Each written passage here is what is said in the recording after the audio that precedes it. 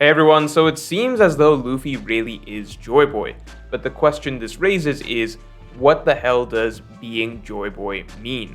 And with Luffy seemingly transforming, potentially even awakening an entirely different persona, we are now treading into the controversial territory of Luffy possibly even being Joy Boy himself, reincarnated. For a long time, the going belief was that even if Luffy is Joy Boy, that would not mean that Luffy is literally Joy Boy himself, but rather Luffy is the individual in this era who is best suited to take up the mantle of Joy Boy, to fulfill the will that has been passed down over hundreds of years, the will of D, and bring the dawn of the world. The notion that Joy Boy is a title rather than an individual is still very possible, as you could interpret Kaido's words as meaning that Joy Boy is someone that you can become, rather than someone you are born as, though at the moment this is not conclusive enough to be certainly the case. And the reality is, with the latest chapter and Luffy's own voice seemingly vanishing, and Zunisha saying that Joy Boy has awakened, and Luffy transforming, and Luffy seemingly taking on a different personality, we have to talk about the possibility that Luffy is Joy Boy reincarnated and what that would mean for the story. Now, the bigger discussion that I'm saving for this Friday's video is the potential thematic contradictions that come from the general idea of Luffy being the chosen one and a product of destiny, etc., etc. As I've seen many people argue that, all of this has been foreshadowed, destiny has always been a theme, etc., which is kind of missing the point, as no one is debating whether or not this has been foreshadowed or whether or not destiny is a theme of One Piece, but rather the debate is whether any of this contradicts all of the other ideas, all of the other themes and messaging that Oda has also clearly been establishing throughout the series. Essentially, is there clear thematic consistency to Luffy's journey and what it all means? That is a larger discussion for the next video coming out this Friday that I realized I could not tackle without first getting the discussion of reincarnation out of the way, as there is a world of difference between Luffy being, a chosen one figure versus Luffy literally being a reincarnation of somebody else. Luffy being the chosen one opens up a complex discussion with a lot of avenues and arguments and a lot of things dependent on plot points that remain to be seen. Whereas Luffy being a literal reincarnation of Joy Boy, that straight up does undoubtedly fly in the face of everything that One Piece is about, and that is what we are going to discuss today. So before we get into it, make sure to subscribe for more One Piece videos every week. And even though none of you have ever gotten to eat a devil fruit like Luffy, you can eat something much better, like HelloFresh, the sponsor for this video. Do you hate cooking?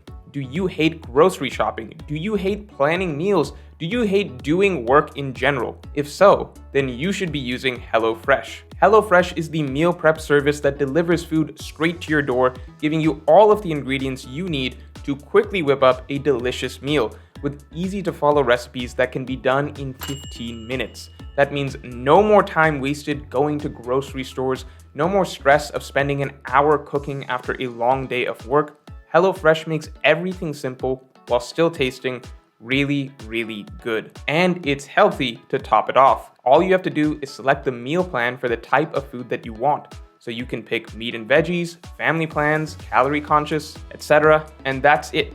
You're done. You're set for the week.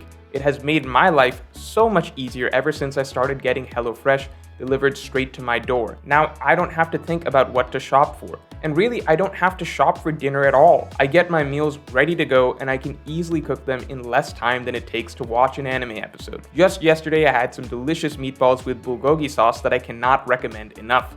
And the best part is you can get 16 free meals literally today. Just go to HelloFresh.com and use code MrMorge16 for 16 free meals and 3 surprise gifts. Link in the description below. So that aside, to begin with, one thing that readers need to understand is that even if you can point out panels of foreshadowing, foreshadowing has nothing to do with whether or not there is a thematic contradiction. Those are two separate discussions. Foreshadowing is simply the author dropping hints at future plot events. Themes are the ideas and messaging behind the story. Those are two separate aspects of storytelling. If a new development in the plot seems to contradict a story's core messaging, then it doesn't matter if that plot event was foreshadowed from decades ago.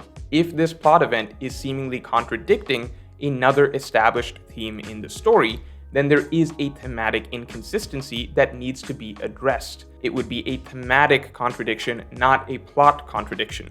So, with that being said, would Luffy being a literal reincarnation of Joy Boy be a direct contradiction to the themes of One Piece? The answer to that question is undoubtedly yes. To keep things brief, I'm going to leave out several fundamental themes of One Piece that are more debatably contradicted by the idea of reincarnation, and instead just address the most singular, clear issue, which would be the theme of inherited will. Reincarnation completely defeats the entire point of inherited will in the story. The whole idea of inherited will and why it is such a powerful concept is that even if there is some great desire that you cannot achieve in your life, that is okay, as even if you yourself cannot achieve that dream, you can pass that dream, that desire down to others, to other people who can fulfill it in your stead. The theme of passing on a will to someone else is a statement on the nature of human bonds and relationships and the impact that we can leave on one another.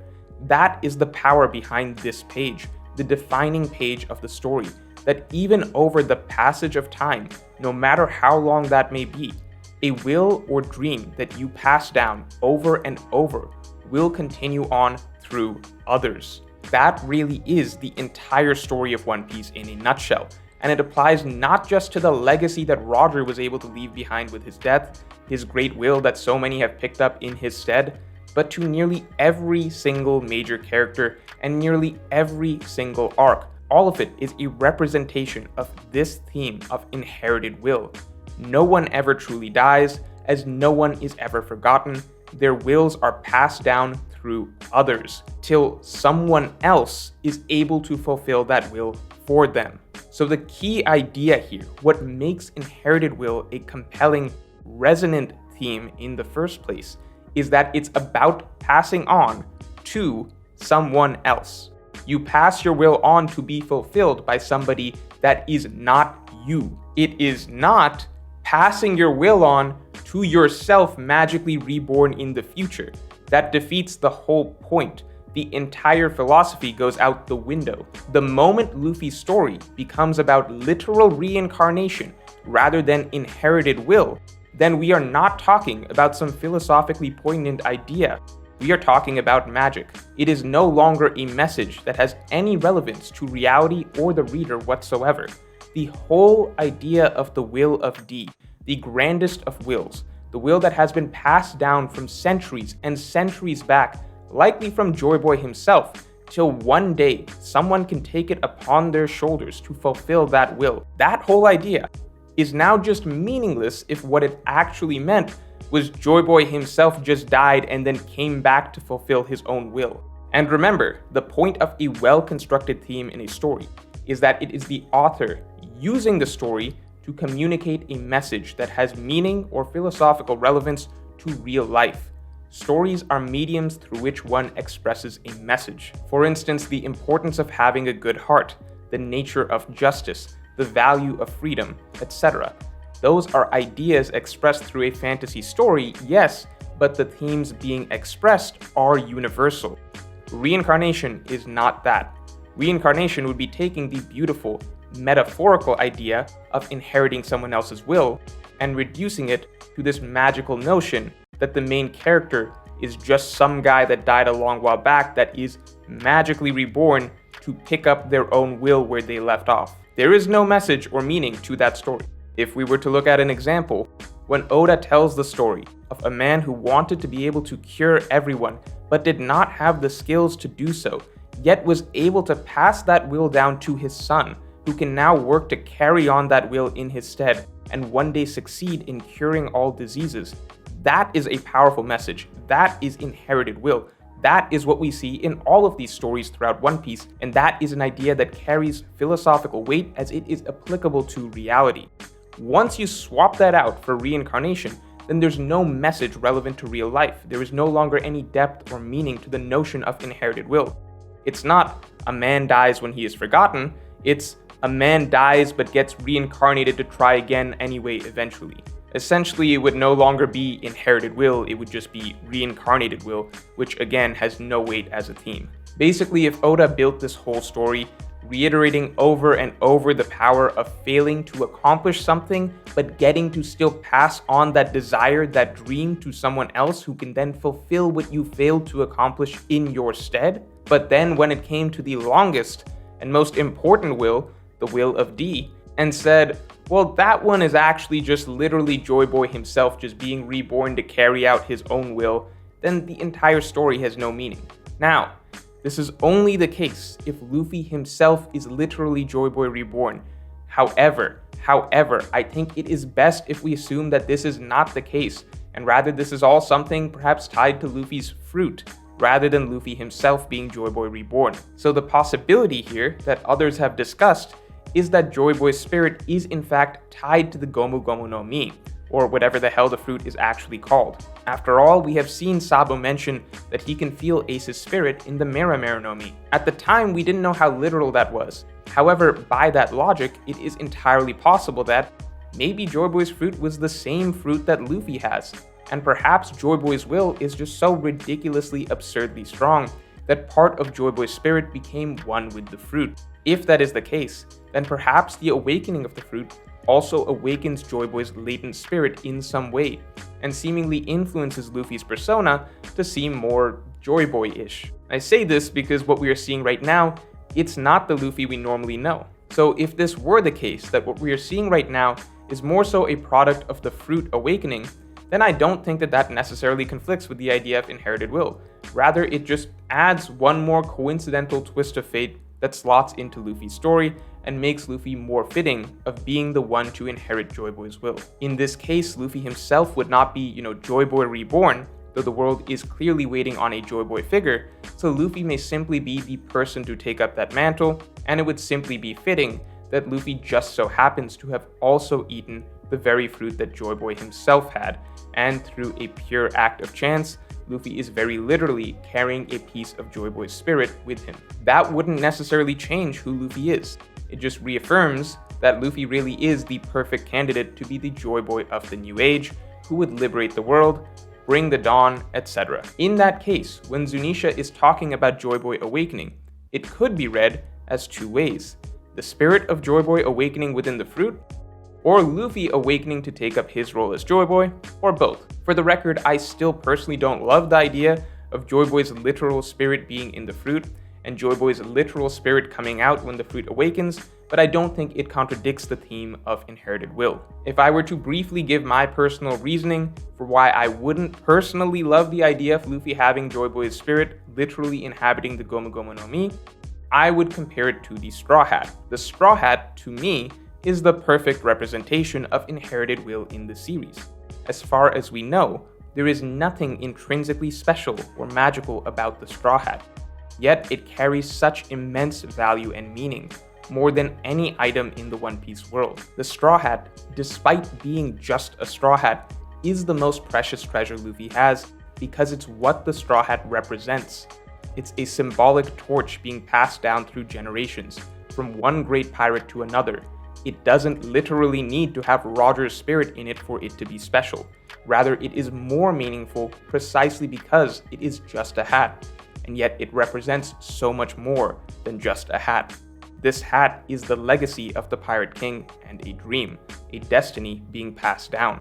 That's also why I love the fact that Zoro carries Queena's sword, Nami carries Belomir's orange grove. There doesn't need to be magic or literal spirits associated with these items. If anything, that would cheapen the narrative behind them. But again, all that being said, I think the fruit possessing Joy Boy's spirit would still be consistent with hints that have been dropped in the past of what is possible with devil fruits, and I do not think it contradicts the idea of inherited will. And even then, we don't know if there's any spirit reawakening even happening here yet.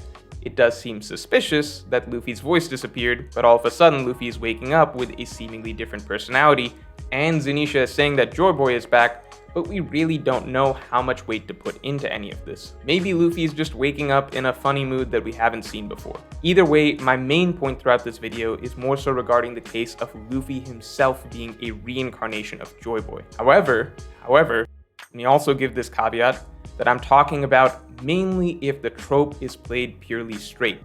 If Luffy truly is Joy Boy reincarnate, and that's that, then probably the first most fundamental pillar that the story was built on from the very first page of One Piece, the essence of what it means to pass on your will, the meaning of inherited will, yes, it has been thrown away. But again, that's only if the trope is played straight.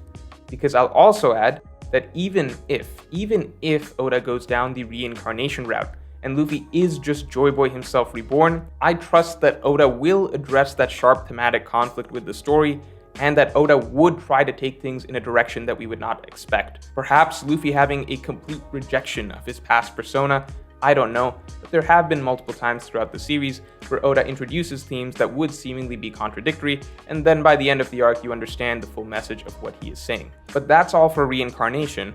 More importantly, watch out for this Friday's video where I go into the more relevant discussion of how the foreshadowing of Luffy as the Chosen One and the long-standing theme of destiny potentially conflict with, or potentially can be consistent with, all the other themes of the series that would seemingly be contradicted. And if you enjoyed this video, then definitely like, comment, and subscribe. And go to HelloFresh.com and use code MrMorge16 for 16 free meals and 3 surprise gifts. Link in the description below.